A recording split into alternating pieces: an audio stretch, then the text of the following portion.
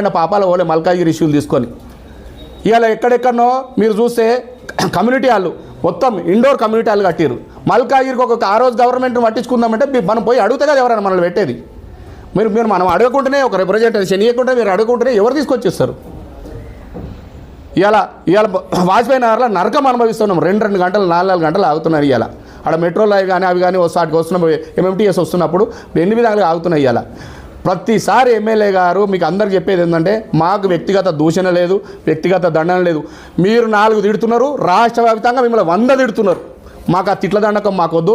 మేము ఏమేమంటున్నామంటే మీరు దయచేసి ఫోన్లు చేస్తారు కదా, మీరు ఆ ఫోన్లు ఏదో అభివృద్ధి చేయమని చెప్పుర్రి. అభివృద్ధి చేయొద్దు, ఈయనకు సహకరించొద్దు అని చెప్పొద్దు. ఫోన్లు చేస్తారు, ఏం చెప్తారు ఫోన్లలో? ఎమ్మెల్యే వస్తుంటే ఎట్లా పోతాను డైరెక్ట్గా డిఏ చెప్తారు. మాకు అక్కడ కూర్చొని నిలబెట్టి మొత్తం ఆపేది ఎవరు? శిఖండి పాత్ర పోషిస్తున్నారు ఇక్కడున్న నాయకులు. దయచేసి మీకు విజ్ఞప్తి చేస్తూ ఉన్నాం, ఎమ్మెల్యే గారికి సహకరించమంటున్నాం. ఎమ్మెల్యే గారు సహకరించమంటే ఆయన ఇంటి ముందట రోడ్ ఏమంటలేము, ఆయన హాస్పిటల్ ముందట అంటే ఆయన స్కూల్ ముందట ఏమంటలేము. ప్రజల అభివృద్ధి కోసం సహకరించండి. మీరు అది దృష్టిలో పెట్టుకోవాలి. ఇప్పటికే చెప్పుడు మాటలతో హనుమంతరావు గారు మొత్తం నష్టపోయినారు. ఈ శిఖండులు ఎవరైతే ఇక్కడ పనిచేసే శిఖండ్లో 3-4 శిఖండ్లు ఉన్నాయి, వాళ్ళ అభివృద్ధి కావడానికి వాళ్ళు ఇచ్చిన పర్మిషన్లు తెచ్చుకోనికి ఇలా మున్సిపల్ ఆఫీస్ మీద జోనల్ ఆఫీస్ మీద వాడి గద్దల్లాగా వాడి దండుకుంటున్నది ఎవరు? ఇలా మల్కాజ్గిరి మొత్తం మా చరిత్రలో ఒక్కనాడు కూడా మున్సిపల్ ఆఫీస్కి పోయి మా సొంత పని కోసం పోయింది లేదు. మాకు అవసరం కూడా లేదు. అటువంటి నిజాయితీగా పనిచేసినాం, ప్రజల కోసం పనిచేసినాం. వ్యక్తిగతంగా రాజశేఖర రెడ్డి గారు ఎవరిని కానీ ఎట్టి కానీ మల్కాజ్గిరి అభివృద్ధి కోసం నిరంతరంగా పనిచేస్తూ ఉన్నాడు. మా నాయకులు చెప్పినట్టు వీళ్ళందరూ కూడా రోజు పొద్దున లేస్తే మేము పబ్లిక్తో ఉంటా ఉన్నాం. మీరు చేసింది ఏం లేదు.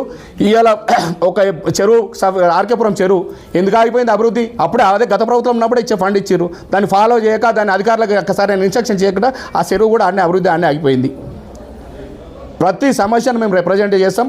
ఖచ్చితంగా ఈ శిఖండి పాత్ర ఎవరైతే పోస్తున్నారో మాకు అధికారులు సహకరించారు, మాకు అర్థమైపోయింది. ఈ శిఖండి పాత్రను పోషిస్తున్నారు ఎవరో ఆ శిఖండి పాత్రను మాత్రం ప్రజలకు తీసుకుపోతాం. ప్రజలకు తీసుకుపోయి మేము ప్రజల కోసం పనిచేయడం ఆయన ఇగో వీళ్ళు చేయనిస్తలేరు. మరి ఎందుకు చేయనిస్తారో అధికారులు చెప్పాలి.